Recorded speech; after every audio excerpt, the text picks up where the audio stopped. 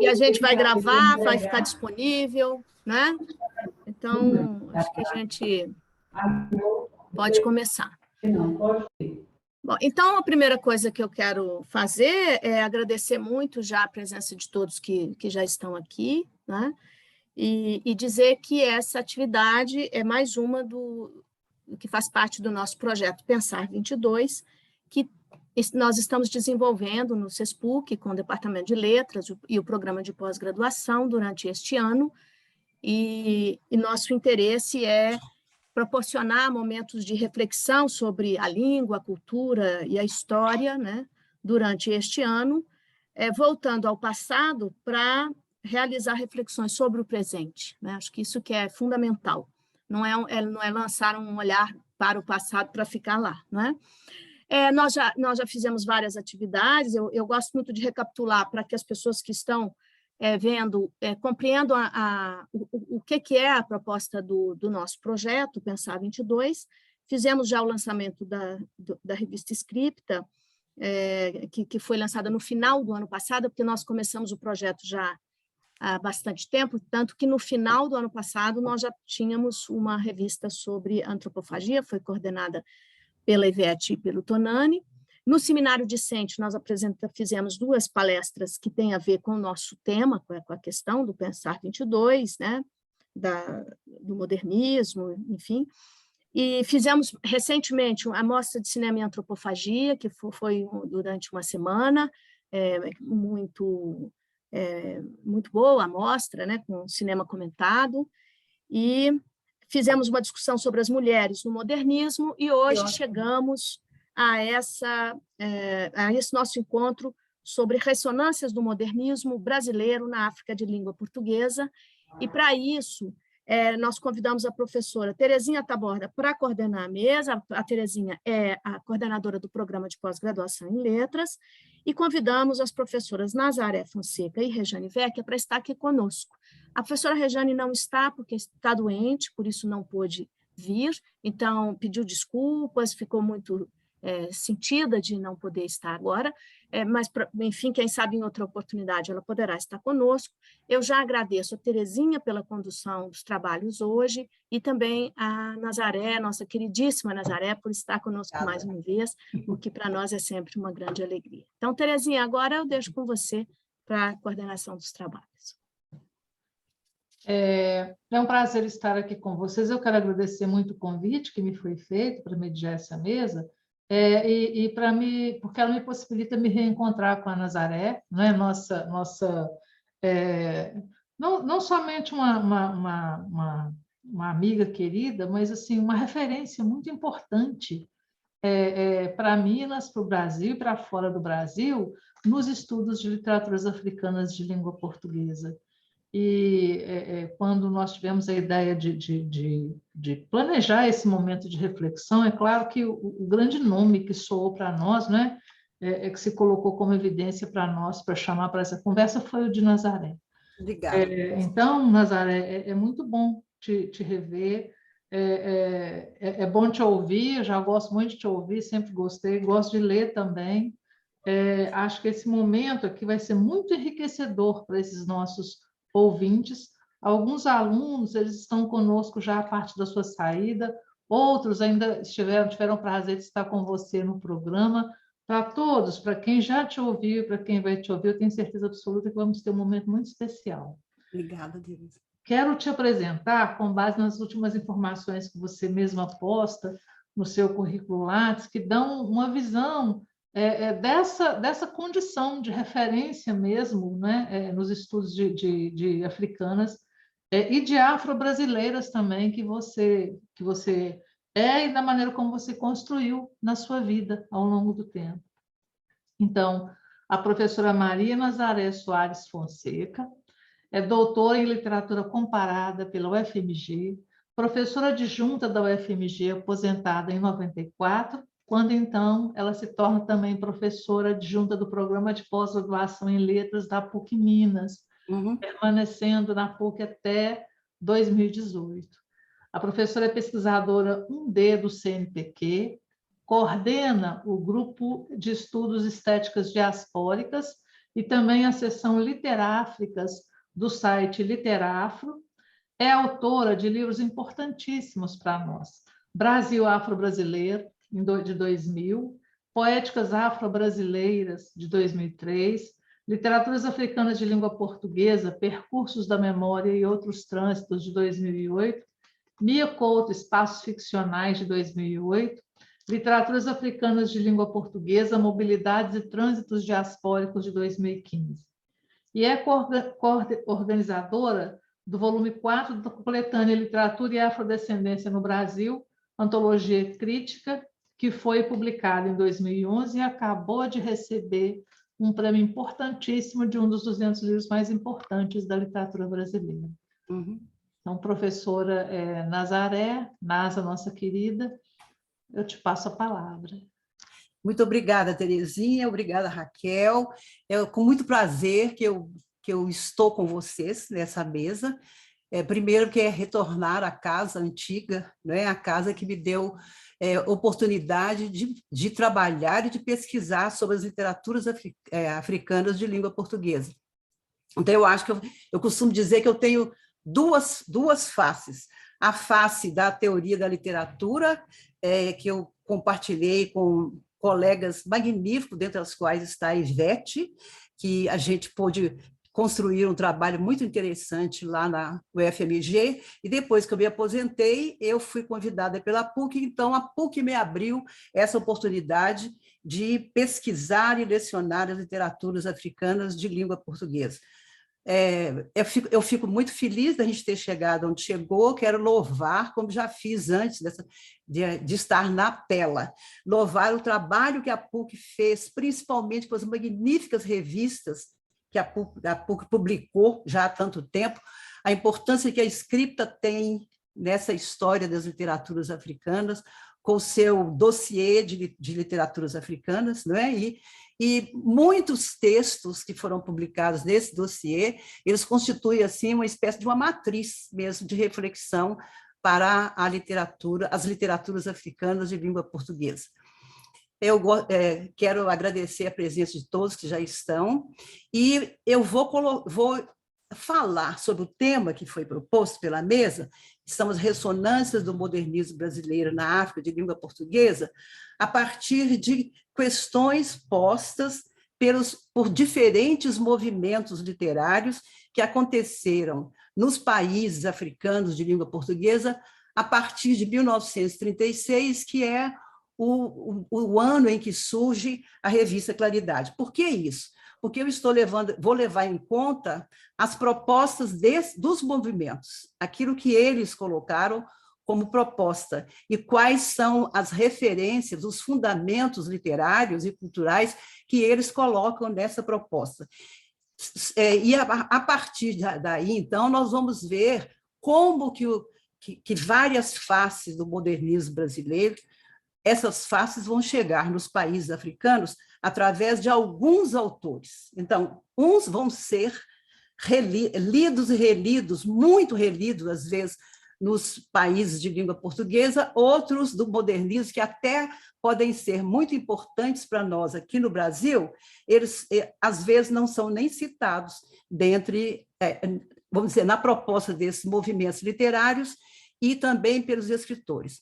A gente costuma, uma forma da gente entender o que o modernismo, os autores do modernismo brasileiro significaram na África de língua portuguesa, principalmente observando, em primeiro lugar, as propostas dos movimentos literários, e, em segundo lugar, os depoimentos dados pelos escritores e escritoras, não é? Então, se a gente observar, você pode passar a segunda folha, o Jefferson, se a gente observar esses depoimentos, a gente vai ver que você tem, principalmente, depoimentos de escritores e escritoras e intelectuais de 3 países, principalmente, que são Angola, Cabo Verde e Moçambique. Por quê?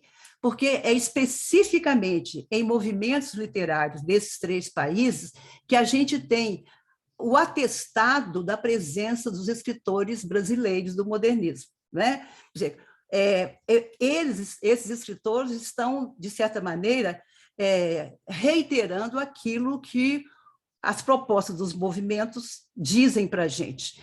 Então, assim, a gente tem duas vertentes dessa presença do modernismo brasileiro ou dos autores do modernismo brasileiro em África.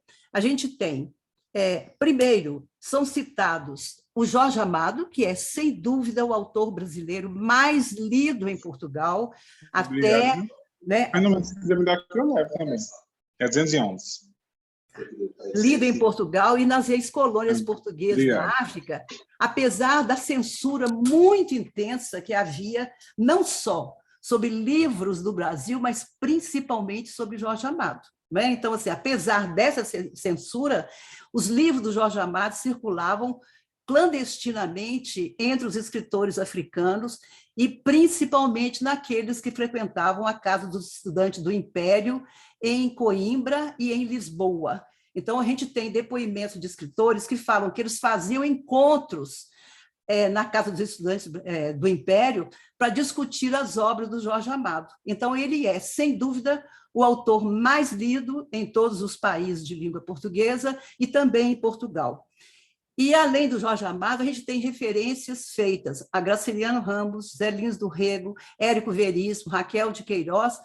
Principalmente, eles se referem a esses autores, escritores, que pertenceram à feição neorrealista do modernismo brasileiro. Alguns nem falam, alguns falam esse nome neorrealismo, outros falam romance de 1930, o romance nordestino do Brasil. Então, vai depender também do modo como esse movimento vai chegar lá.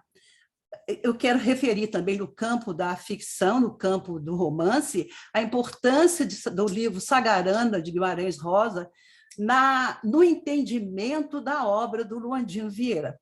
Não é que o Luandino tenha copiado ou só começado a escrever o que ele escreve a partir do contato que ele teve com o Sagarana, não é isso, não. Quando ele recebeu o Sagarana, lá na prisão do Tarrafal, ele já tinha escrito o Luanda, que é o livro dele que marca assim, uma diferença entre aquilo que ele tinha escrito antes e o que ele vai escrever depois. Só que a escrita de Luanda tinha dado... O livro Luanda, né, que foi publicado, saiu assim clandestinamente do presídio e foi levado, e foi conseguido publicar, ele não tinha agradado a todos os escritores angolanos.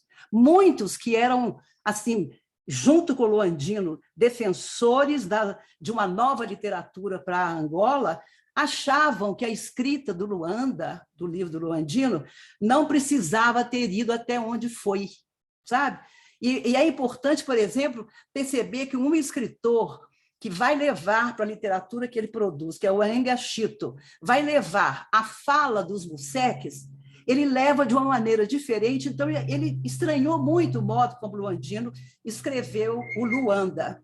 Então, quando o Luandino leu o Sagarana, já tendo escrito o Luanda, ele fala em depoimento que ele faz numa obra publicada em 1980, ele fala assim, ele me deu a certeza de que eu estava no caminho certo. Então, assim, ele vai mostrar, vai concordar com o Luandino de que a literatura se fazia na linguagem, com a liberdade que o escritor tem de criar.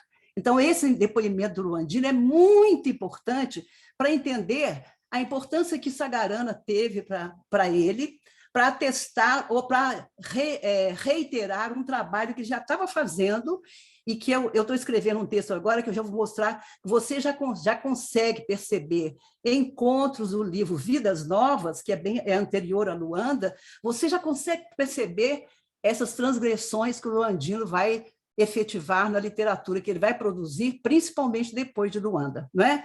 Então, esse caminho que o Luandino abriu na literatura angolana, ele vai ser seguido principalmente pelos escritores Boaventura Cardoso, de Angola também, né? Que eu acho que o Boaventura chega, às vezes, a ser mais radical até do que o Luandino, e também pelo Biacoto, de Moçambique, e por muitos outros adeptos da arte de desarranjar a língua portuguesa.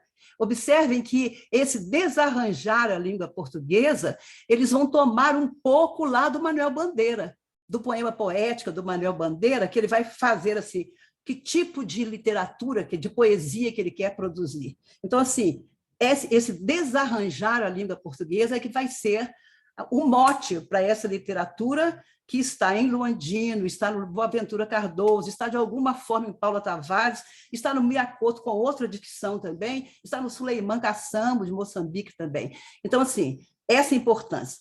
Mas tem um outro aspecto. Na poesia, o nome que chega nas literaturas africanas de língua portuguesa é Manuel Bandeira, sem dúvida. Não é? Embora você tenha, pesquisando mais, eu vou mostrar aqui como é que você tem a presença do João Cabral de Melo Neto, do Carlos Drummond de Andrade, do Manuel de Barros, mas nenhum desses autores, desses poetas, tem a importância nos projetos literários africanos que tem o Manuel Bandeira. Manuel Bandeira é realmente, vamos dizer assim, ele chega incorporando aquilo que era que eles pensavam que era o modernismo brasileiro, não é? E embora você tenha algum autor particular que fale, por exemplo, em Mário de Andrade e Oswaldo de Andrade, esses autores, você não tem mesmo a presença deles assim, atestada por os escritores, a não ser no projeto de Missal, que a gente vai falar, se tiver tempo, a gente vai falar dele também. Pode passar, Jefferson. Então, assim, o crítico cabo-verdiano, Manuel Brito Semedo, que você conheceu, né, Terezinha? Nós conhecemos o Brito lá em Cabo Verde, destaca que é o movimento modernista crioulo, ele está falando crioulo, falando do movimento modernista lá de Cabo Verde, né? Encabeçado pelos, então, jovens escritores Baltazar Lopes, Jorge Barbosa e Manuel Lopes, viria a processar-se em dois momentos distintos, na opinião dele, do Brito Semedo. O de libertação formal, impulsionado pela revista modernista portuguesa Presença e pelo modernismo brasileiro. E o de sintonização com as realidades locais, que eu acho que é muito importante, que a gente vai ver como que alguns escritores brasileiros do modernismo vão propiciar esse fincar o pé no chão, que era a proposta de vários movimentos literários de Cabo Verde e de Angola, principalmente. Então, esse movimento de sintonização com as realidades locais vai ser comandada pelo exemplo da geração de 1930. Então, em muitos momentos, eles vão, de certa maneira, voltar-se para as questões do país e transportar essas questões para o universo da literatura, seguindo as pegadas do romance de 30 do Brasil. E aí eu volto a dizer, Jorge Amado não deixa para nenhum, ele é o autor mais lido dessa fase. A irreverência poética do modernismo brasileiro será assumida por escritores do movimento e da revista Claridade, que nasceu em Cabo Verde em 1936.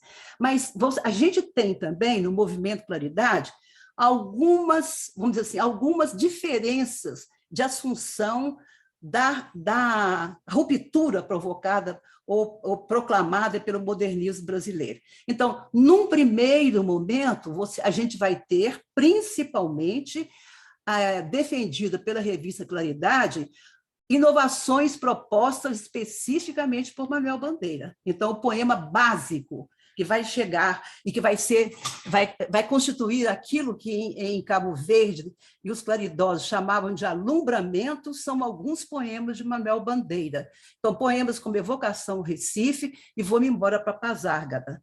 De tal forma, pode passar, Jefferson, de tal forma que os poemas de Manuel Bandeira vão influenciar em Cabo Verde, principalmente do movimento Claridade, uma reviravolta, por assim dizer, na proposta poética. E vai aparecer, inclusive, eu vou falar daqui a pouco nele, um movimento, uma feição literária, poética, que vai se chamar pazargadismo literário, dentro de Claridade.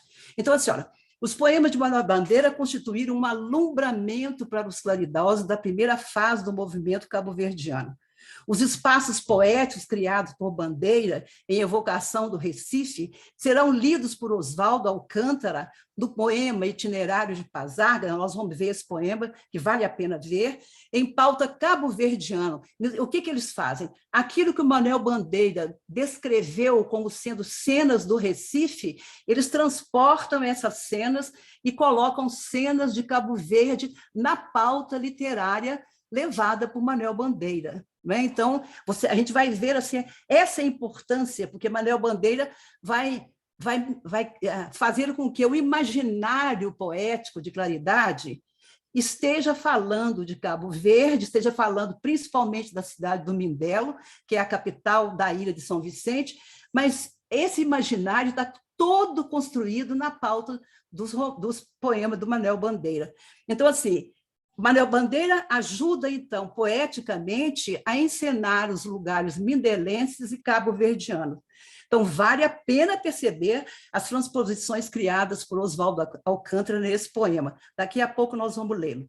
O poema Vou-me embora para Pazárgada, de Manuel Bandeira, é percebido por alguns poetas de Claridade em Cabo Verde como matriz de uma tendência poética que transforma o fatalismo da evasão, porque quem já leu alguma coisa sobre Cabo Verde foi marcado por um fatalismo terrível, que era a evasão dos cabo-verdianos para se livrarem da fome, do clima hostil, do sistema social muito perverso e do abandono que Portugal imprimiu em várias fases da colonização a Cabo Verde. Então, muitas vezes, os cabo-verdianos foram jogados à sorte. Então, a única possibilidade que eles tinham é de tentar sair para poder sobreviver. Então, Manuel Bandeira, lido na pauta de Cabo Verde, não é, o poema dele, vai fazer com que, em vez de ser uma evasão imposta, fatalista, determinada, essa evasão vai conseguir outros sentidos. Então, ela vai se transformar numa evasão em busca de espaços onde a felicidade será possível. Então, de certa maneira, de sentido negativo da evasão, ela ganha um sentido que impulsiona a ida para fora de Cabo Verde com menos dor, com menos sofrimento. Então, essa é a tendência que esse famoso romance de Manuel Bandeira vai criar em Cabo Verde. Não é? Então, essa feição que aparece no evasionismo cantado por poetas de Claridade irá criar uma vertente poética conhecida como pazargadismo literário, assumida por autores de Claridade e de Cabo Verde. Autores que nem eram de Cabo Verde também, às vezes, assumiram esse pazargadismo literário, essa evasão mítica, essa evasão como se fosse a vontade de encontrar a felicidade onde ela estivesse. E isso, inclusive, sendo visto como sendo uma característica dos cabo-verdianos, que sabem sair para encontrar essa felicidade. Então, o poema Vou-me embora para Pazárgada é percebido por alguns poetas de Claridade como matriz de uma tendência tendência poética. Então, ao cantar a liberdade, vou-me embora para Pazárgada, lá sou amigo do rei, lá tenho a mulher que quero, na cama que escolherei, o poema de Bandeira endossa sentidos que amenizam a visão fatalista. Então, assim, deixa de ser fatalismo e passa a ser um convite à aventura, um convite à busca de novos lugares, um convite ao reconhecimento dos cabo-verdianos como capazes de levar Cabo Verde para outros espaços do mundo. Então, isso é muito importante porque, de certa maneira, vai amenizar poeticamente uma tendência da poesia, antes de Claridade, de ser fatalista por natureza. Então, o pazargadismo literário torna-se incentivo e razão que renomeia o destino dos cabo-verdianos. Então, é em Claridade, é com Bandeira, é com esse poema que Manuel Bandeira vai ser relido na pauta dos cabo-verdianos como esse poeta que incentivou essa saída para encontrar esses lugares mais amenos. Então, a assunção de poemas de Bandeira na pauta evasionista dos claridosos também explica-se pela admiração dos cabo-verdianos pelo Brasil e por Manuel Bandeira, sentimento que está expresso em poemas de Jorge Barbosa, como Você, Brasil, Carta para Manuel Bandeira e o poema Profundamente.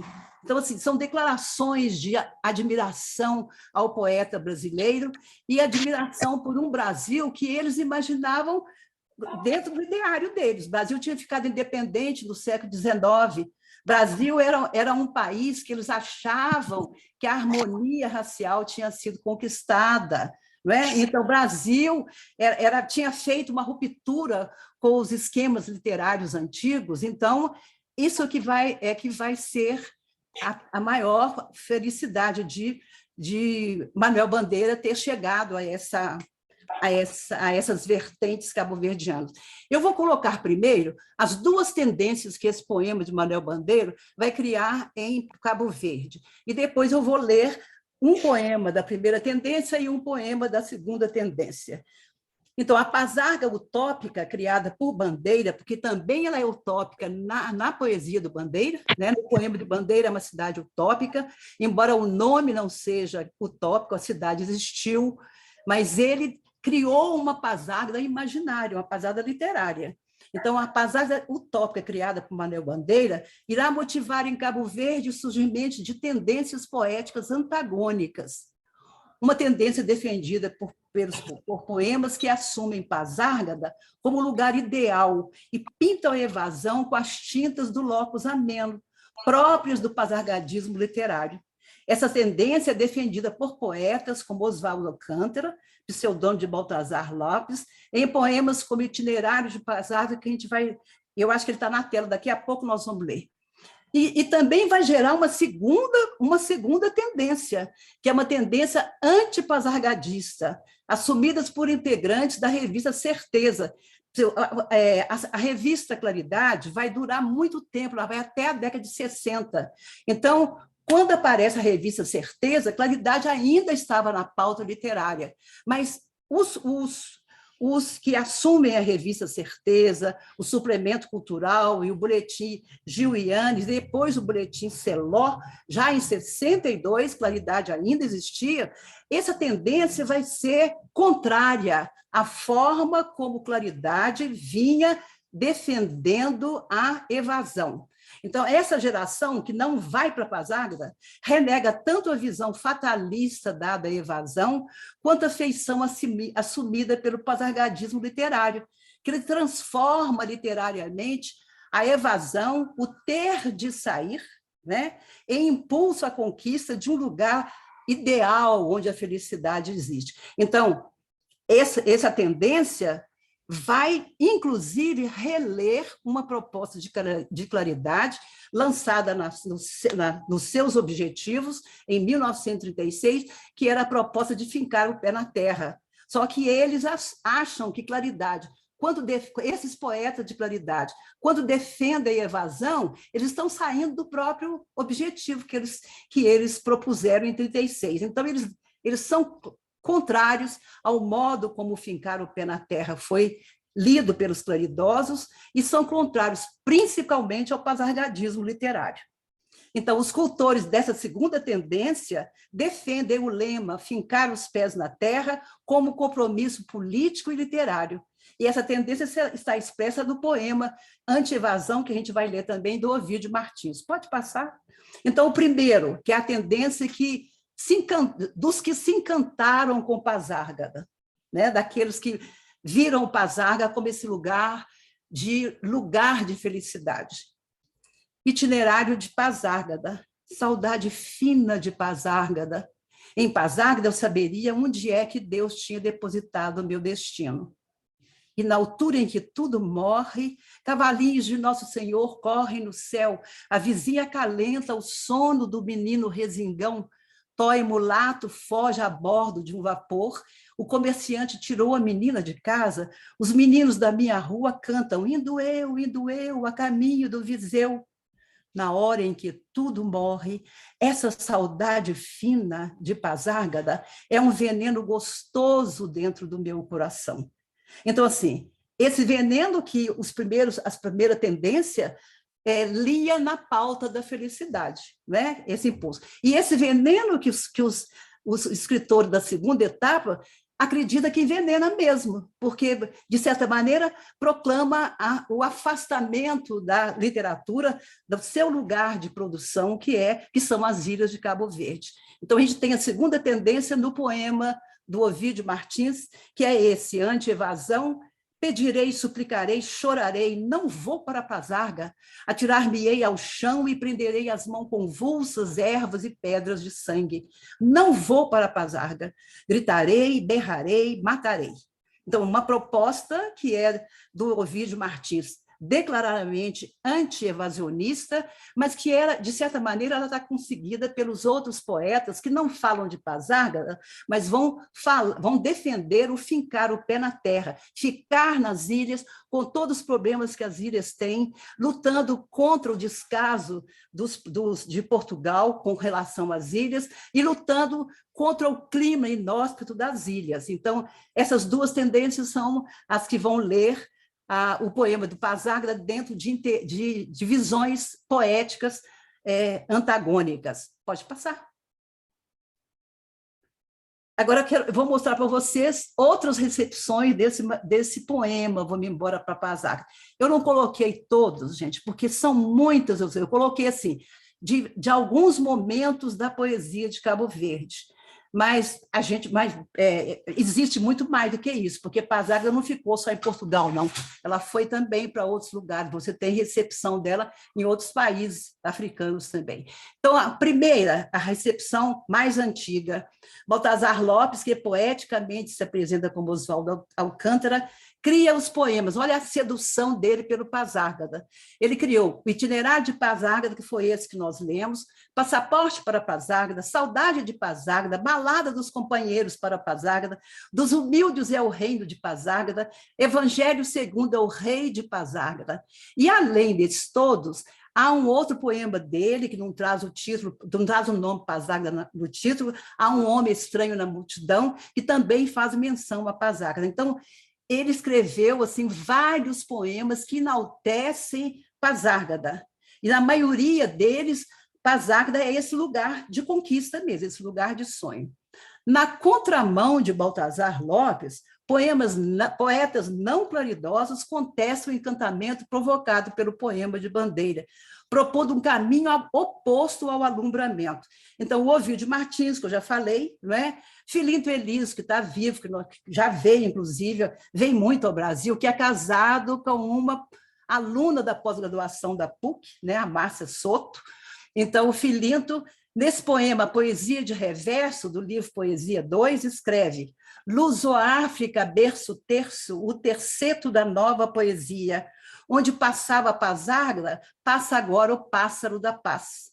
Antônio de Nevada, no canto 5 do poema, vozes em uníssono, sentenciam: raios partam, Pazárgada, e as suas musas, raios partam.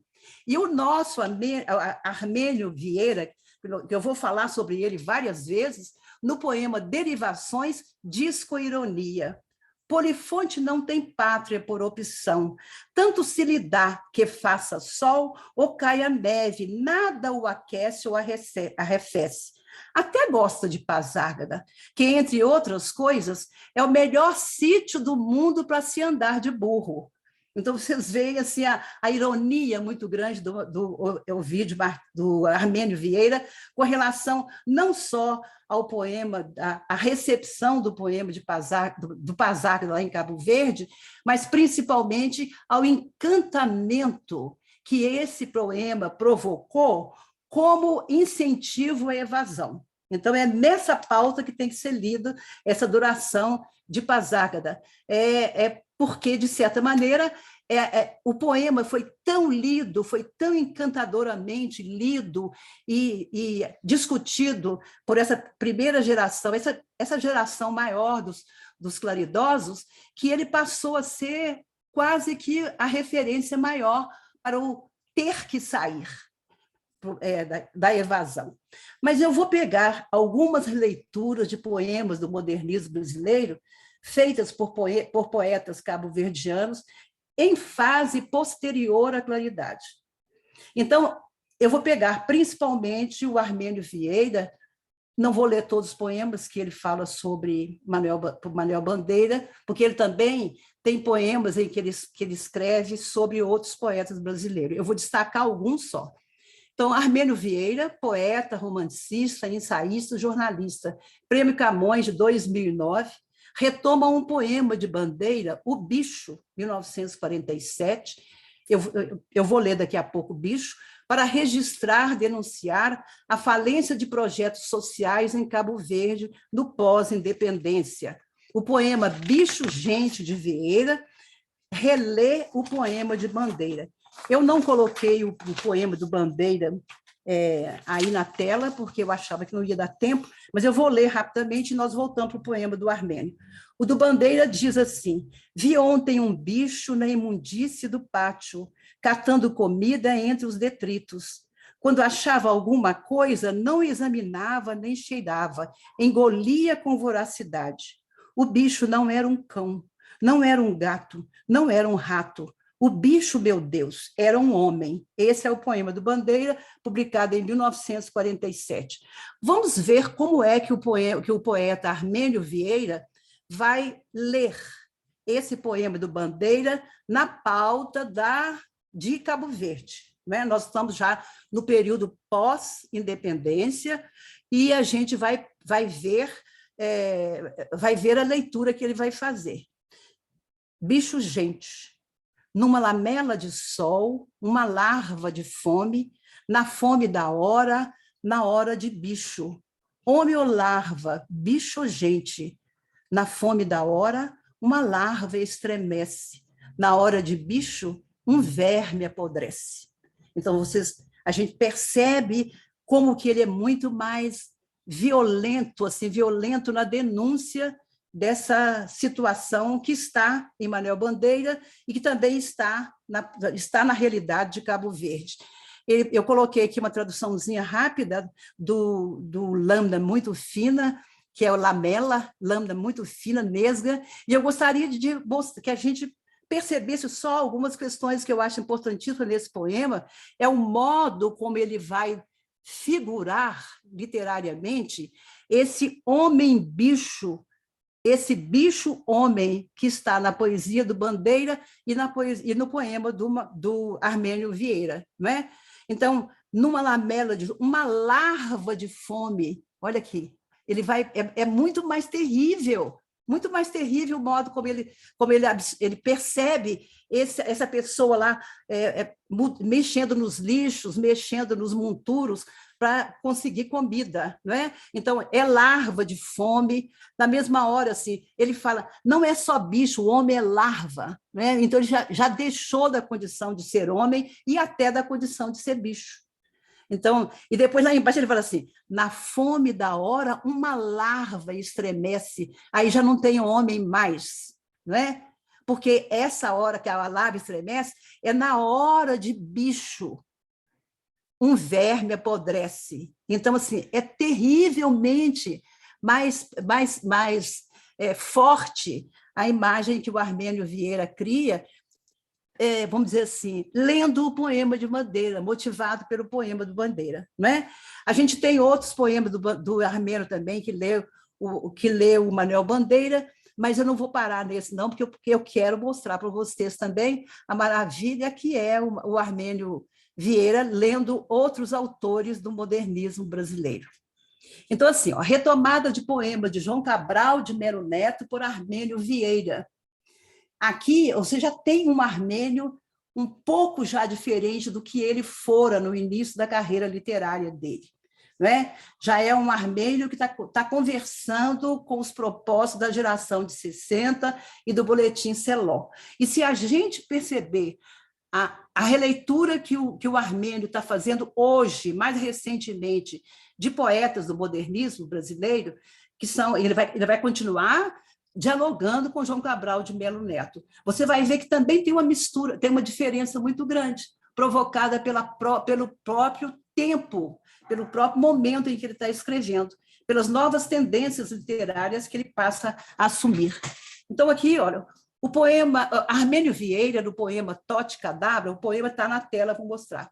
Vida e Morte Severina, o poema chama a si mesmo, Tote Cadabra, Vida e Morte Severina, de 1981, relê Vida e Morte Severina, de João Cabral de Melo Neto, em outro momento do diálogo da poesia de Cabo Verde com a poesia de autores do modernismo brasileiro. O poema de Vieira alude a dramas semelhantes aos que atingem as vidas severinas celebradas por João Cabral de Melo Neto. Vieira assume, por outro lado, a gente vai ver isso no poema, o fincar os pés na terra, lema defendido pelos claridados da primeira fase, em um outro tom, em uma outra intenção.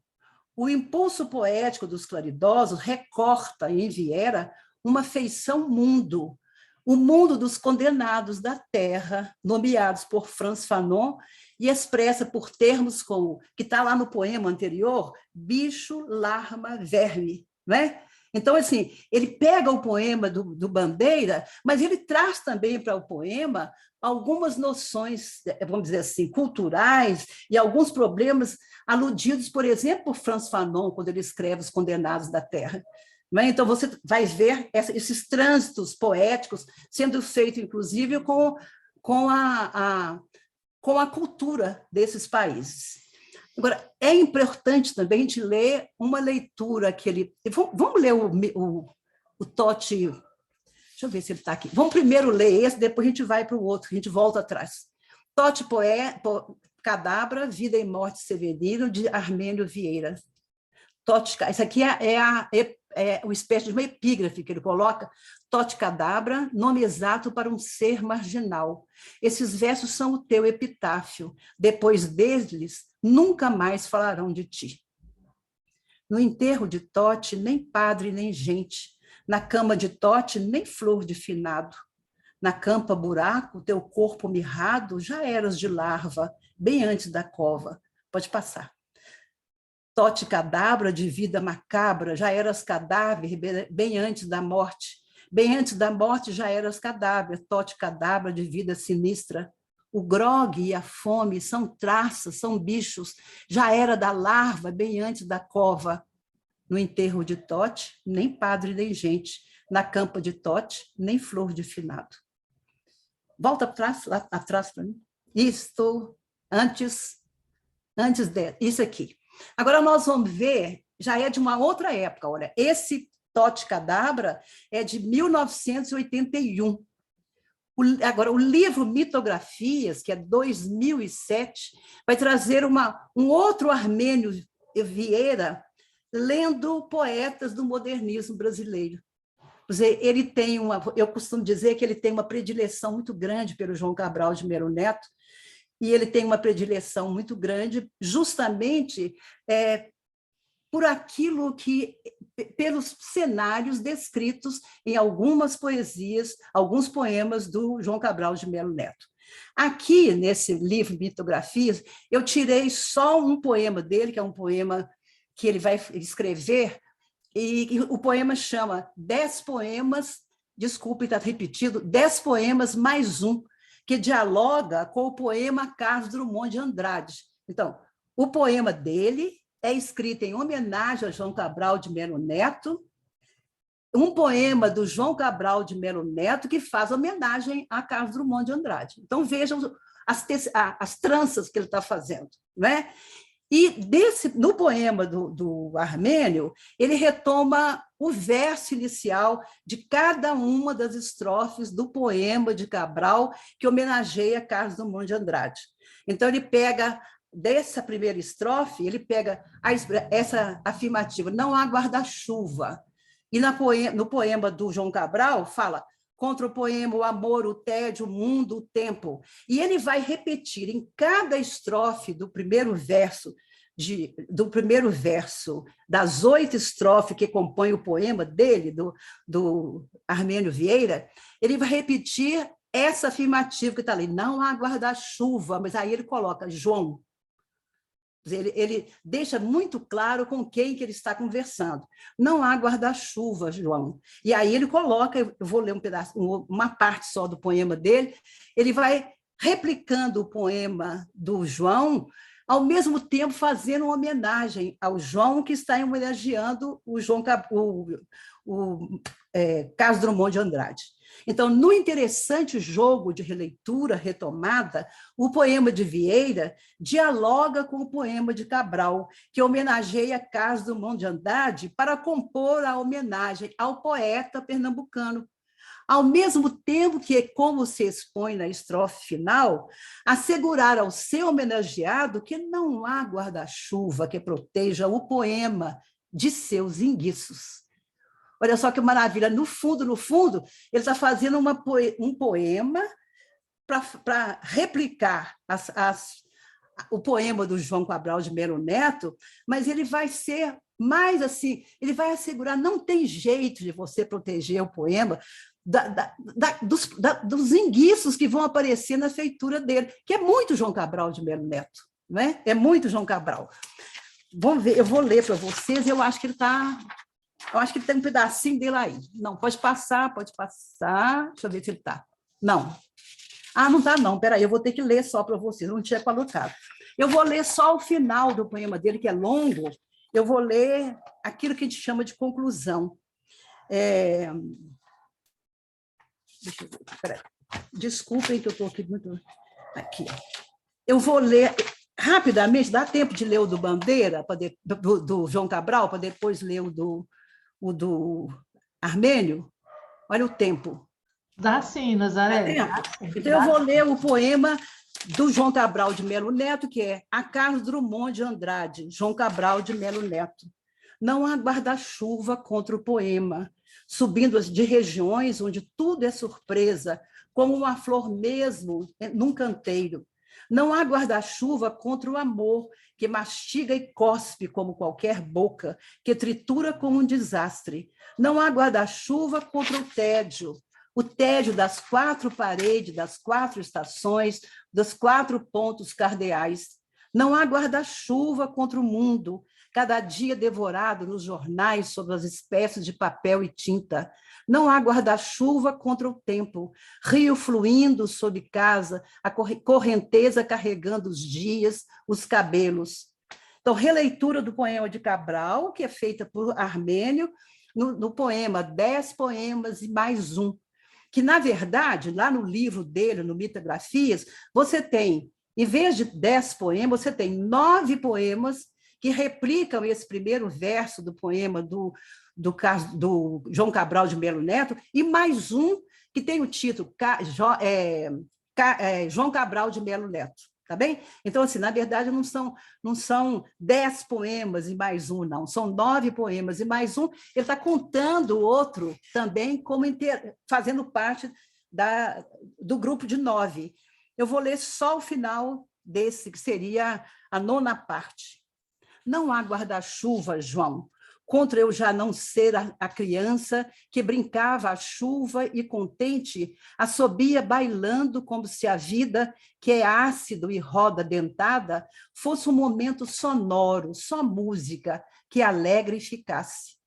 E, por último, sem que isso seja o fim, não há guarda-chuva, João, contra os enguiços do poema, o qual jamais é a deusa, tal como o poema viu, em silêncio e na matriz, razão porque, fingindo, ele inventa pedaços de um outro canto que ouviu por inteiro. Então, esse é a parte final desses vários poemas em que começam com não há guarda-chuva, João, que está relendo o poema de Bandeira. Há outros poetas também de Cabo Verde que continuam relendo ou retomando a poesia de alguns autores do modernismo brasileiro. Eu não coloquei aqui, porque eu não ia fazer um texto tão grande, mas eu vou passar agora para falar rapidamente sobre a presença de autores do modernismo brasileiro em Angola e em Moçambique. E vou tomar só 2 momentos, porque eu não tenho tempo para falar de todos eles, também ficaria muito intenso. Pode passar mais um? Pode passar. Não, mais uma. Não, agora pode, desculpa, eu li, pode voltar. Isto. Feições do modernismo brasileiro em movimentos literários de Angola e Moçambique. Então, a crítica de Manuel Bandeira, exposta no poema Poética, torna-se o caminho a ser trilhado pela nova poesia de Angola, na proposta do movimento dos novos intelectuais de Angola, fortalecendo o brado, que era o brado que até hoje está em discussão. Quem é que criou esse brado? Se foi Viriato da Cruz, se foi o Mário de Andrade, né? Então, assim, até hoje não se sabe. Vamos descobrir Angola, que surge em Luanda no final dos anos 40 e início dos anos 50, no momento de uma censura muito brava, que fez com que esse movimento sequer chegasse a publicar os números da revista que ele criou, né? Que era a revista Mensagem. Então, o poema de Bandeira, o Poética, insufla a conquista de novas feições para a poesia angolana, quando afirma: não quero mais saber do lirismo, que não é libertação. Isso está lá no poema do Bandeira. Os versos do poema Exortação, de Maurício Gomes, que é um poeta angolano, conclamam uma poesia de protesto e libertação, quando dizem: é preciso escrever a poesia de Angola, poesia nossa, única, inconfundível, diferente. A nova poesia angolana é proposta com os olhos postos no poema de Bandeira e nas rupturas encaminhadas pelo poema. Não é na proposta do modernismo, não, é pelo poema do Bandeira. Então, nós vamos ler só uma parte, porque o poema do Maurício Gomes é imenso. Eu vou ler só a parte inicial. Ribeiro Couto e Manuel Bandeiras, poeta do Brasil, nosso irmão, disseram: é preciso criar a poesia brasileira, de versos quentes, fortes como o Brasil, sem macaquear a literatura lusíaga. Aí ele coloca: Angola grita pela minha voz, pedindo a seus filhos nova poesia. Deixemos moldes arcaicos, ponhamos de lado corajosamente suaves endechas, brandas queixas e cantemos a nossa terra e toda a sua beleza. E o poema vai por aí. E até quando você lê o poema inteiro, você fica falando assim: mas o que ele tem com o poema de Bandeira? Porque ele vai falar de uma poesia de Angola, uma poesia que é completamente diferente da poesia pregada pelos modernistas. Mas ele deixa muito, muito claro isso já dessas primeiras estrofes, quando ele fala: Angola grita pela minha voz. Então, a gente tem que procurar a resposta para entender o poema dele nos outros poemas que ele escreve, nos outros poemas do Maurício Gomes que estão publicados. Então, assim, é pela minha voz que essa nova poesia de Angola está sendo celebrada, não é? E não é, de certa maneira, seguindo totalmente o poema que ele está relendo. Então, como se expõe no poema, é estimulado um rompimento com a ordem literária vigente, fundando um pilar nas forças de coesão sediadas na natureza e no homem angolano, como forma de resistência cultural que recicle no novo o espírito da nacionalidade em relação ao presente, de dominação, descaracterização colonial. Eu peguei uma posição da Santilli, porque ela resume bem o que esse poema do Maurício Gomes significa como proposta de uma nova poesia para Angola, e que a gente, de certa maneira, vai buscar nesse poema entender o que a proposta levada pelo Manuel Bandeira, nesse poema, tem a ver com as restantes estrofes do poema. Muitas vezes, quando a gente trabalha o poema inteiro, como a gente trabalhava em sala de aula, os alunos ficavam assim, sem saber para que lado que foi levada essa alusão ao poema do Manuel Bandeira. Mas ela está lá, escrita com a feição angolana dessas rupturas pregadas pelo Bandeira, né? Pode passar. Para finalizar, refiro-me à poesia, à proposta literária de Missal, que só durou 2 númerozinhos, né? Ela foi castrada já no nascimento dela. Ela é de 52 também. Vocês estão vendo, então, 52 é quando é castrado o movimento de Angola. Então, assim, em Missal também a gente vai ter uma proposta que foi publicada e a outra que a gente só consegue ler a proposta pesquisando os arquivos do Arquivo Nacional, do Arquivo de Maputo, e também algumas pesquisas feitas com o próprio Virgílio de Lemos, porque ele saiu de Moçambique, mas ele continuou sendo poeta fora de Moçambique, então foi fácil saber quais seriam as propostas de Missal. Então, essa proposta de Missal, assinada por Virgílio de Lemos, de Moçambique, tem a intenção de encabeçar um movimento literário que dialogasse com o modernismo brasileiro. Agora, a severa censura imposta pela PIDE, que é a política de Portugal, ceifou o sonho de Virgílio de Lemos e de Missal, mas não impediu que os diálogos propostos fossem realizados por poetas e escritores após a independência de Moçambique. Eu vou ler só um pedacinho da proposta de Missal, assinada por Virgílio de Lemos. Missal seria a grande ruptura, fundando com avidez devoradora uma antropofagia cultural, à maneira dos modernistas de São Paulo, Oswald de Andrade, Mário de Andrade. Oh, gente, é a única proposta literária que fala concretamente de Oswald de Andrade e Mário de Andrade. Só essa de Missal.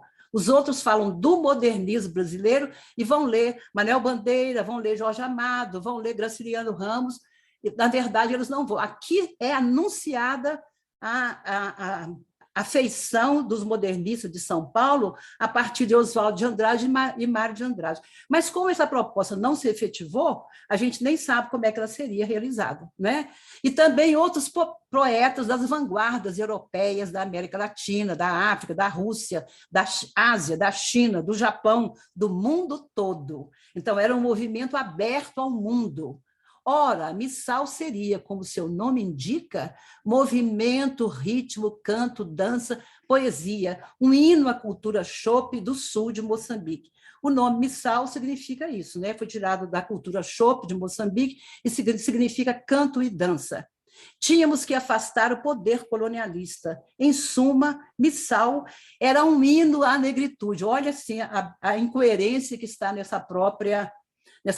Então, assim, ele quer dialogar com todos os movimentos das vanguardas, quer dialogar com as várias feições da moderna poesia de vários lugares do mundo, América Latina, África, Rússia, Ásia, e também quer dialogar com a negritude, que é também, a negritude não vai chegar como uma proposta.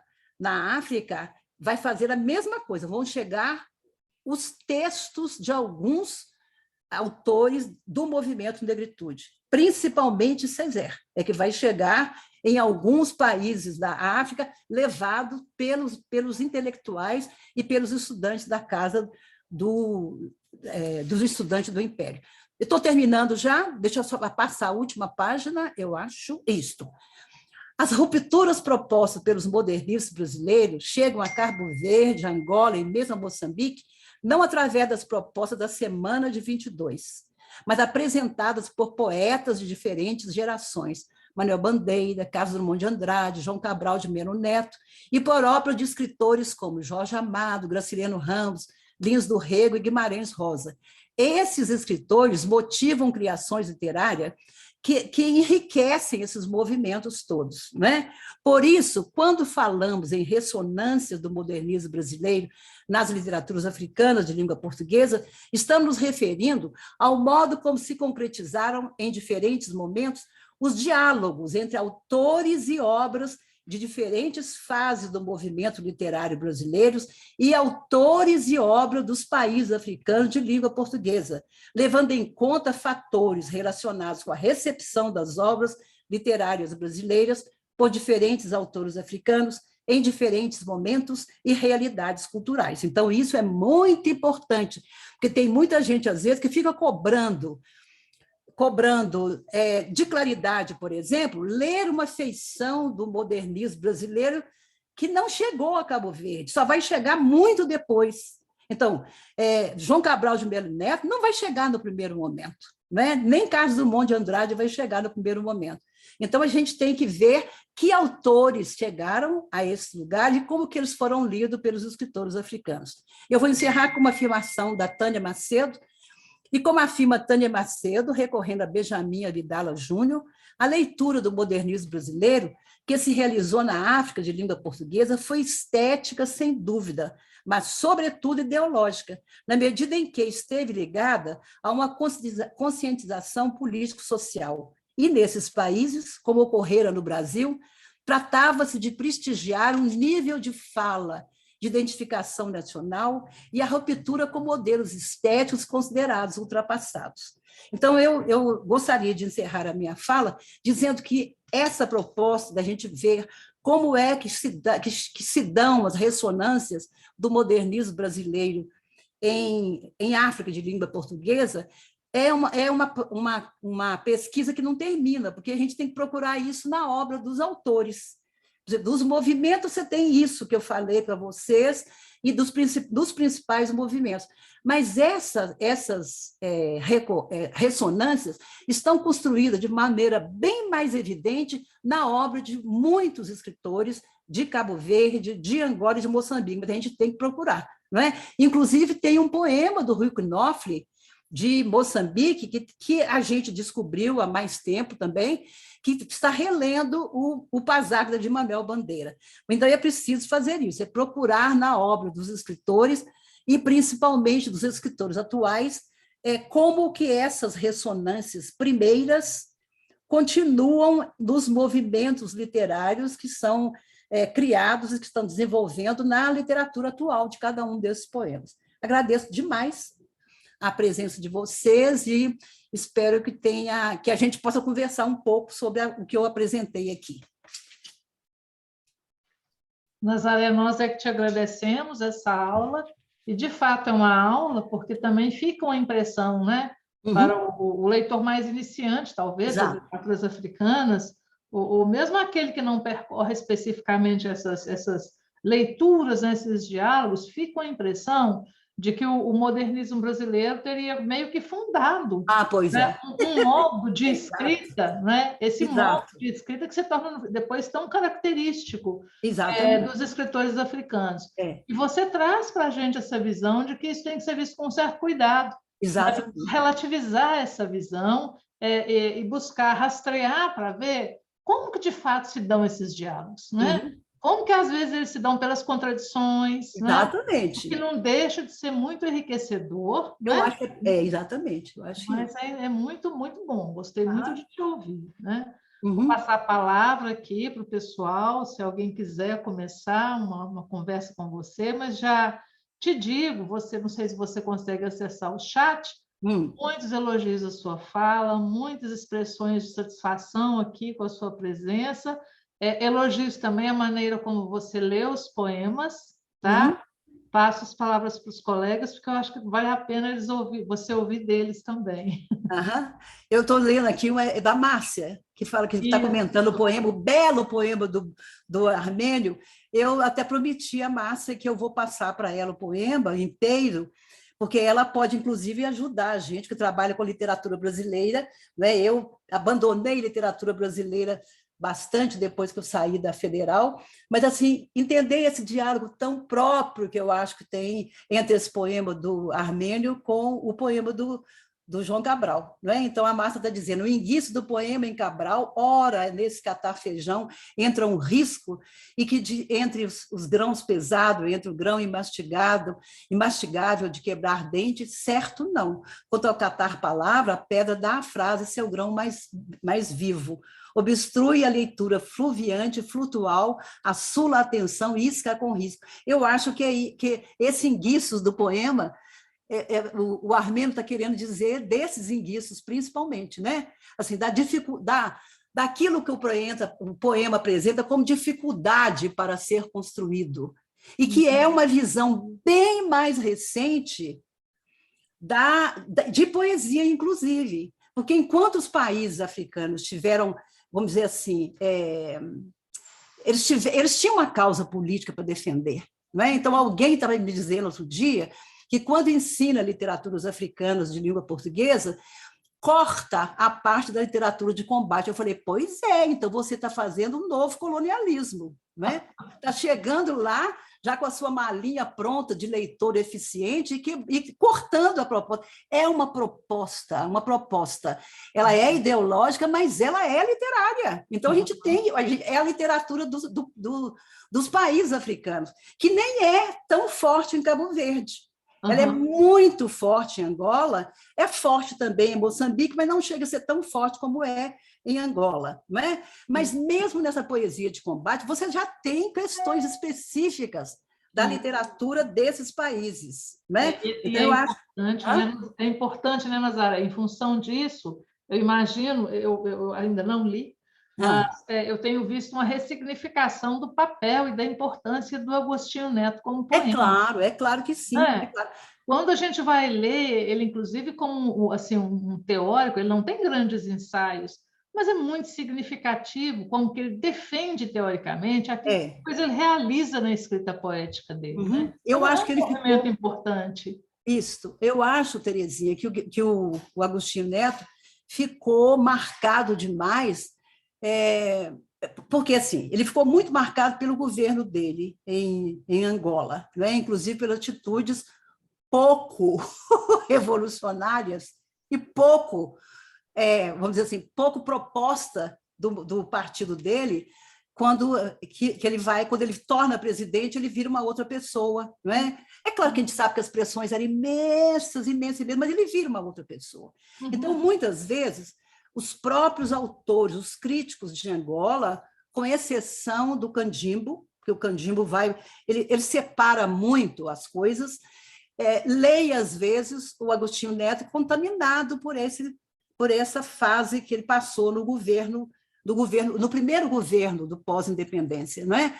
Mas eu concordo plenamente com você, não é? Eu concordo plenamente com você que, se a gente também não procura entender o Agostinho Neto escritor, que ele vai praticamente ficar silenciado depois que ele se torna presidente, porque ele não vai ter nem encontrar tempo para ser poeta mais. Então, a gente tem que ler o Agostinho Neto na pauta do tempo que ele escreveu, né? Do tempo anterior à luta armada. Mas, quando eu leio já com esse olhar contaminado por aquilo que ele foi, ou por aquilo que ele fez, ou por aquilo que ele não fez, é muito difícil você ler o Agostinho Neto, não é? É muito difícil.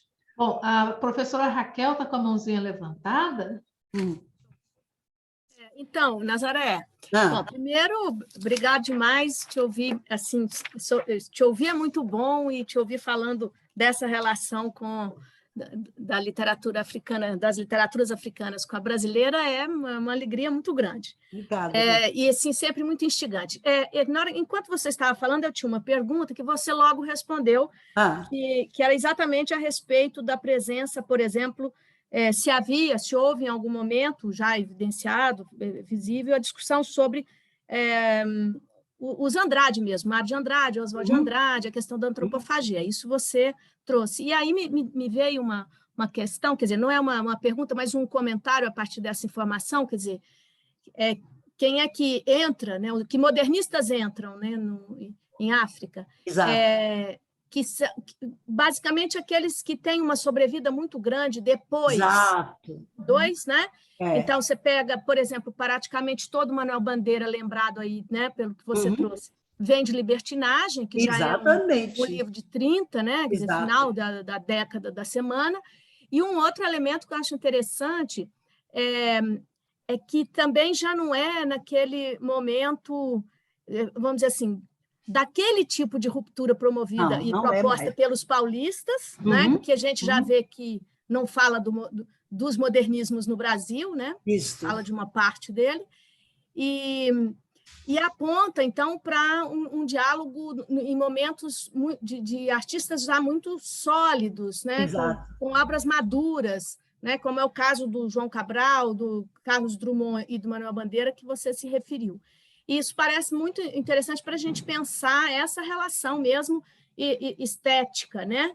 E até ideológica, porque também é uma escolha ideológica quando a gente lê, por exemplo, as matérias da antropofagia das revistas, né?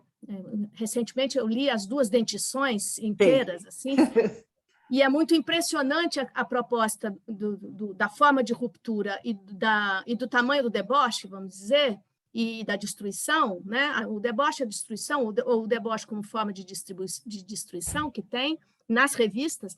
Então, é essa escolha que tem os países, os poetas dos países africanos de língua portuguesa, né? Que entram no outro lugar, vamos dizer, com a proposta estética e ideológica, mas escolhendo um momento já de poetas mais maduros mesmo, e consolidados, no caso, esses que você citou, né? Então, na verdade, era um comentário que a pergunta mesmo que eu tinha pensado, você respondeu, E foi muito interessante perceber isso durante sua fala, tá? Uhum. Gente, mais duas pessoas levantaram a mão, e aí eu quero saudar formalmente agora a nossa querida Ivete também, da casa.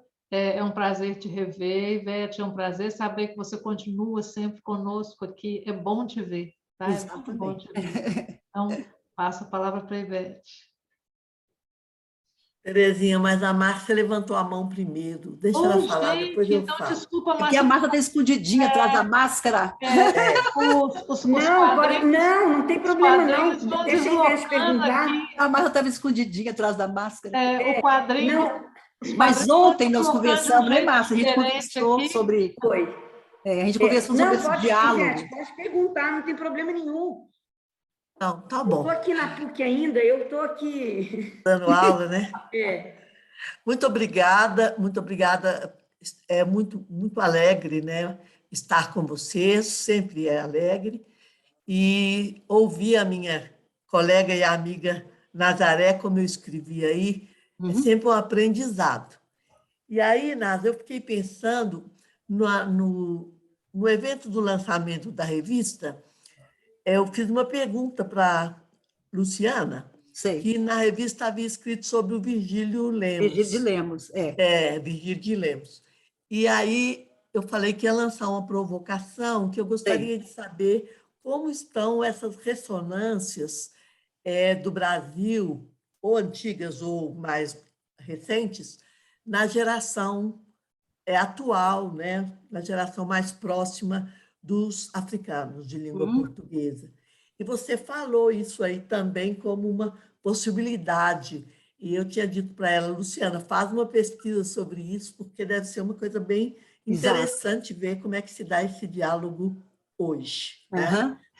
E uma outra coisa que eu fico sempre ligada a essa questão política ideológica também, porque o momento da independência e da busca de autonomia africana, que é diferente do momento do nosso. Eu acho isso também um diálogo bem legal. Então, agradeço a você, porque me suscitou muitas reflexões aqui. Isso. Obrigada.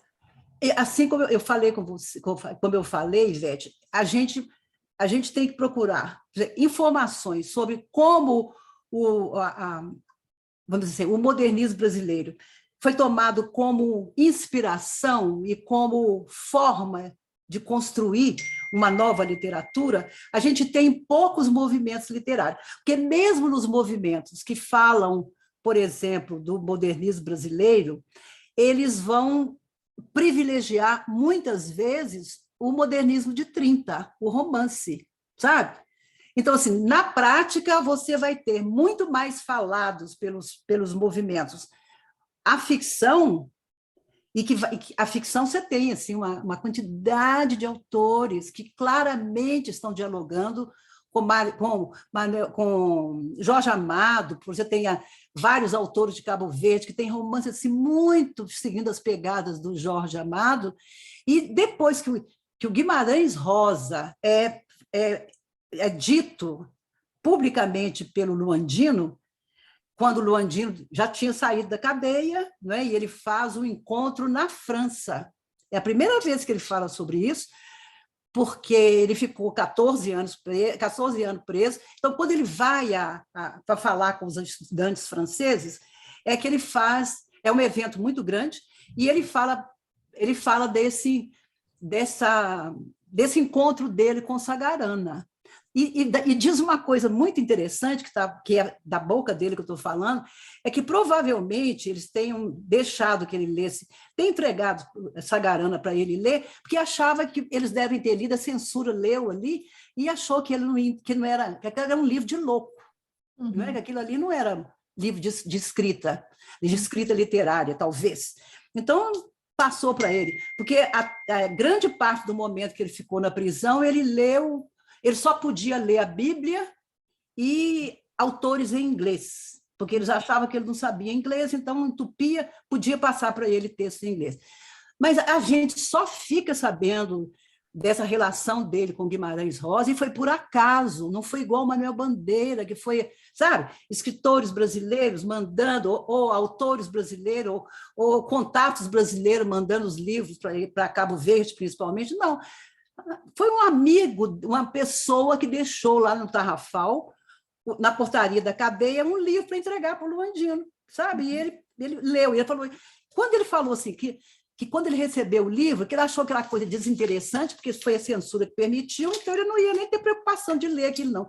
Quando ele leu, é que ele fala, os amigos dele estavam criticando muito o modo como ele escreveu Luanda, e ele falou, foi Guimarães Rosa que me deu a certeza de que a revolução se faz na linguagem, ou também com a linguagem, né?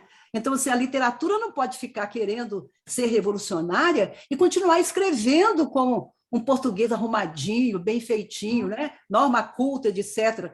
Se a gente não mexer com a linguagem, essa revolução literária não vai acontecer. Mas a gente só fica sabendo disso muito mais tarde, né?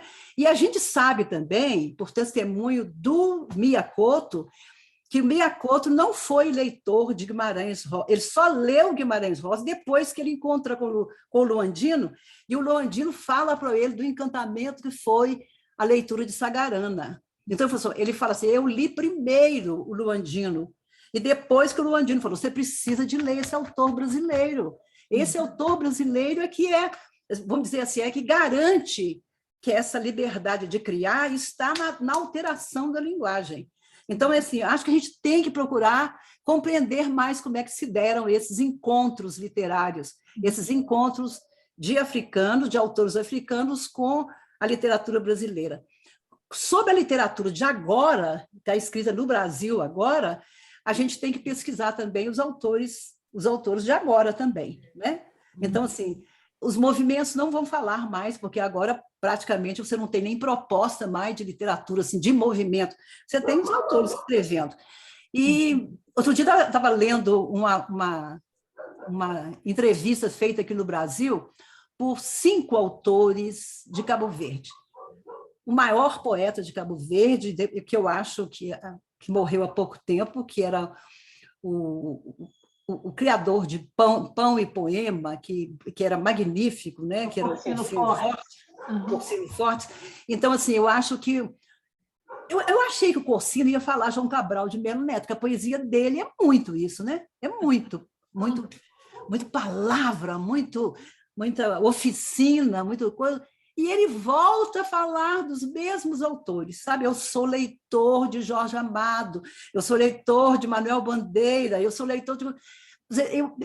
Eu acho que ele esqueceu de falar do João Cabral, não é possível, porque ele é um escritor magnífico. Mas ele também é magnífico dentro das propostas do próprio Cabo Verde, não é? É porque ele vai trazer as paisagens de Cabo Verde, terra, de chuva, de sol, de chuva não, de calor, de cabra. Quando eu leio as poesias deles que falam sobre cabra, eu me lembro do João Cabral, mas quem vai reler os poemas do João Cabral sobre a paisagem de cabras, né? Nem é só do Brasil, porque vai ver na Espanha também, principalmente na Espanha, vai ser o Armênio Vieira, não vai ser o Corsino, não. Então, você tem assim, e um dos autores novos agora falou assim, eu gosto muito de Clarice Lispector, mas eu não sei, na obra dele, que eu não conheço toda, eu não sei como que a Clarice Lispector de certa maneira, motivou a escrita literária dele, né? Então, assim, a gente tem também que ver que, às vezes, gostar é uma coisa e ser influenciado pelo autor é muito diferente, não é? Obrigada. Márcia?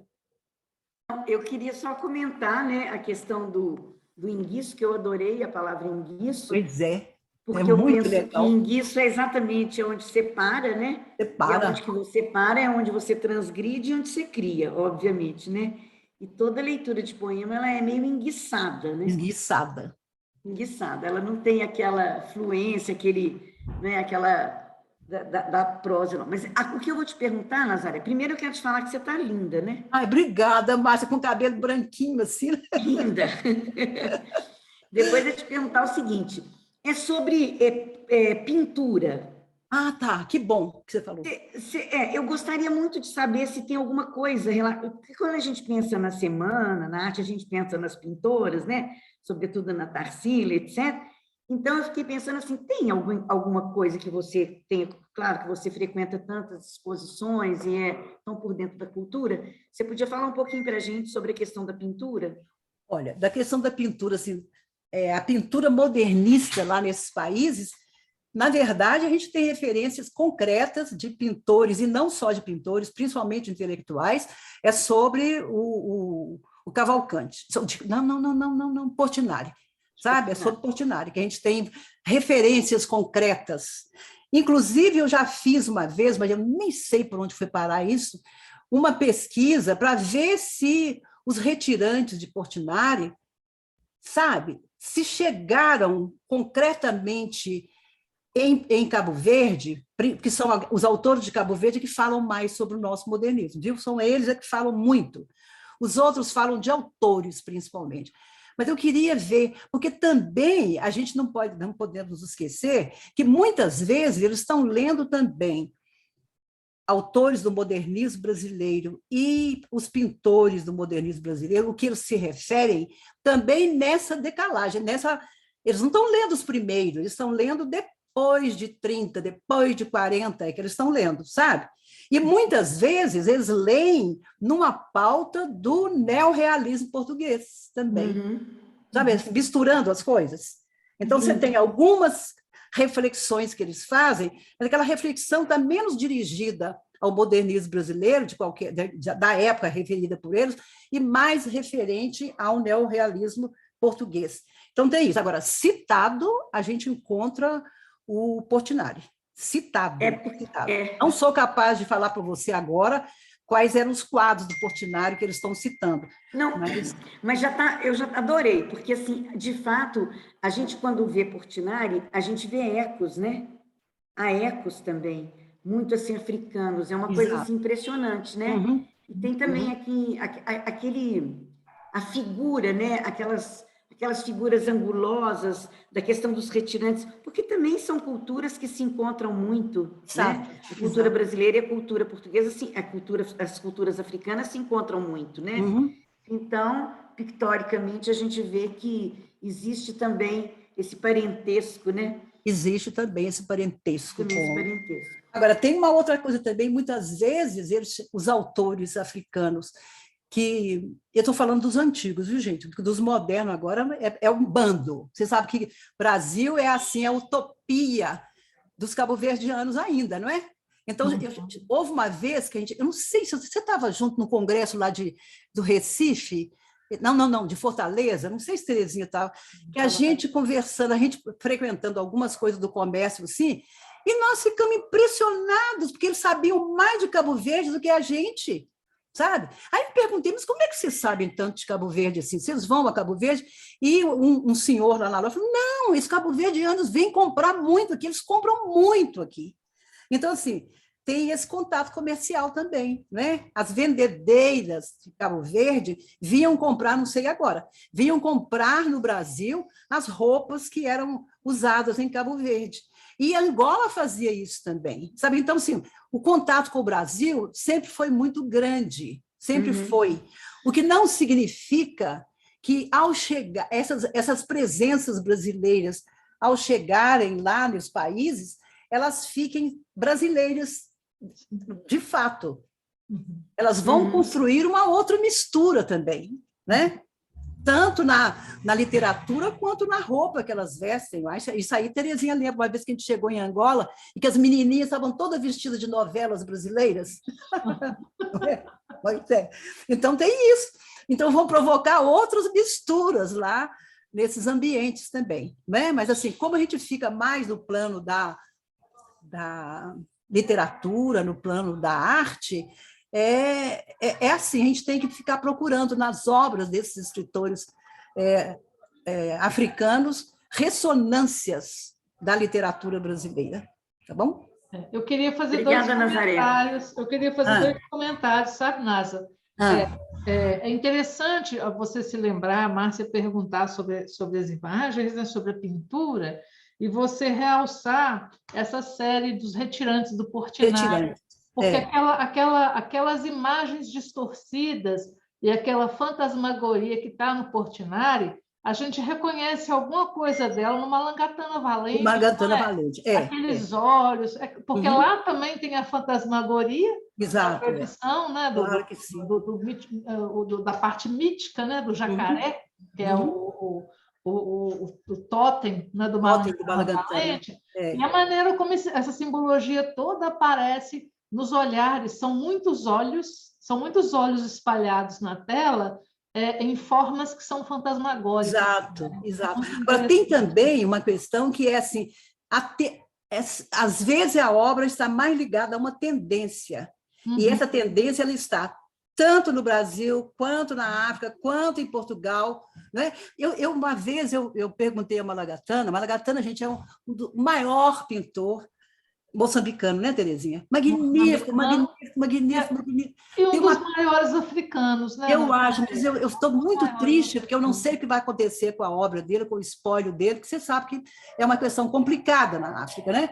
Então, uma vez eu conversando com ele, assim, e a gente passeando pelo ateliê dele, eu falei com ele assim, tem quadro seu que me evoca o Wilfredo Lam, aquele cubano que era filho de chinês, com negra cubana. E ele falou assim, olha, nunca vi falar desse. Aí eu mandei para ele umas fotografias do Wilfredo Lam, ele ficou impressionado, porque parecia que eles dois dialogavam assim de perto, ele nunca tinha ouvido falar no Wilfredo, sabe? Então acontece isso, eu acho que muito de tendências também, de determinada época, que às vezes elas chegam sem nomeação de um escritor ou de um pintor, né? Agora, o Portinari, ele é citado por vários escritores e vários artistas, sabe? Mas, às vezes, tem hora que eu sinto que, às vezes, alguns estão citando junto, por exemplo, com o neorrealismo português. Então, assim, sabe? Sim. Levando o Portinari primeiro para Portugal, para depois entendê-lo na África. Acontece isso também. E o outro comentário que eu queria fazer também da sua fala de como que ainda se lê nesses países africanos os mesmos autores. Os mesmos autores, Eu acho interessante quando a gente pega um autor mais jovem, como o Ondiak, por exemplo, e escreve um livro como Quantas Madrugadas Tem à Noite, que remete tanto para um outro livro do Jorge Amado mesmo, A Morte é a Morte. A Morte do Quincas d'Água. Claro é uma delícia de ler. Uma delícia. Como é uma delícia de ler também Quantas Madrugadas Tem à Noite, a gente fica assim, olha, como que, de certa forma, não sei, mas assim, tem marcas, tem presença dessa obra do Jorge Amado no Ondiak, que vai escrever nos anos 2000. Né? Mas eu acho que Jorge Amado continua sendo o escritor mais lido, sabe? Inclusive, assim, os pais recomendando para os alunos, os escritores mais velhos recomendando para os mais jovens, sabe? Então, é isso, eu acho que continua assim. Agora, e nesse Quantas Madrugadas Tem à Noite, a gente vai encontrar também muita presença do Luandino também no livro, né? O Luandino, aquele Luandino irônico, suavemente irônico, mas também tem eu vejo assim uma proximidade muito grande também com o João Vêncio.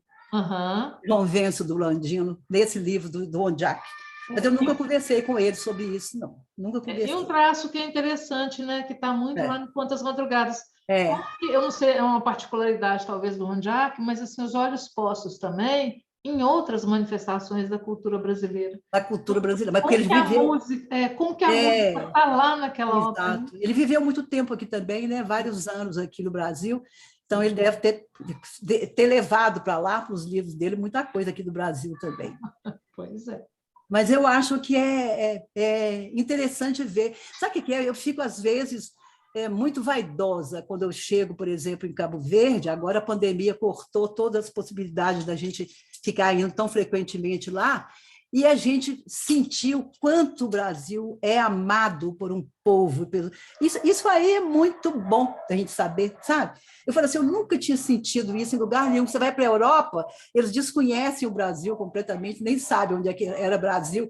Aí você chega num país que eles sabem tudo da gente, eles falavam tudo do Brasil. Então, era muito bom. Pode ser jequice minha, mas eu fiquei muito feliz. Eu acho que você está certa. Está certa, não é?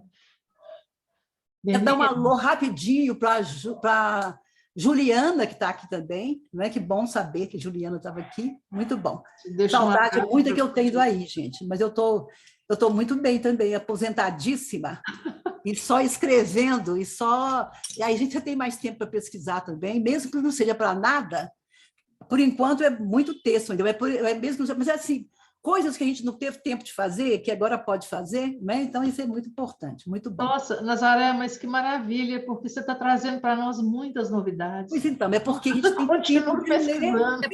Você vai pesquisando e vai falar para nós. Eu falo, tempo de pesquisar, tempo de ler, tem tempo de sentar e falar assim, não preciso de entregar isso amanhã, eu posso demorar mais um pouquinho, né? Então, é muito bom. Gente, eu fiquei muito... Gente, olha o Malangatana, eu olhei agora, estou fascinada com ele. Mas é você fascinar, Márcia, eu tentei colocar aqui. Vou te mostrar as fotos do ateliê dele. Não consegui, olha. É muito fantástico o trabalho dele. Eu vou te mostrar as fotos do que nós tiramos no ateliê dele várias vezes. Mas tem muita coisa nossa também, nossa, muito legal. E ele era apaixonado pelo Brasil, encantado com o Brasil, principalmente também, Márcia, porque ele fazia, às vezes, uma visão utópica de Brasil, sabe? Uhum. Brasil, assim, aquele lugar que deu certo, sabe? Que a mestiçagem deu certo, que tudo deu certo, que... Nossa, então a gente ficava caladinho para não destruir também. É pretérito perfeito. Deu certo. Isso. Mas quem sabe é o futuro. Quem sabe o futuro. Vamos ver. Deu certo. Até talvez seja por isso que o Jorge Amado ainda seja mais lido. É muito lindo. Porque é um universo em que aparentemente negros e mestiços assomam na narrativa com protagonismo. Exatamente, então, isso mesmo. Bom, pessoal, mais alguém teria alguma pergunta? A Raquel está querendo falar, mas ela está muda. Não, eu não tenho pergunta, eu só quero informar, a gente pôs aí no chat, mas que o Luandino deu uma entrevista, tem uma entrevista publicada na Scripta. Tem sim, gente, tem que falar isso. Raquel, fala também a importância da entrevista que foi feita com o Craveirinha, e está publicada na Scripta, e é só na Scripta que tem essa entrevista. É importante demais isso, gente. Essa revista foi importante demais na história das literaturas africanas, brasileira e portuguesa, então tem que comemorar isso também. Então, essas entrevistas...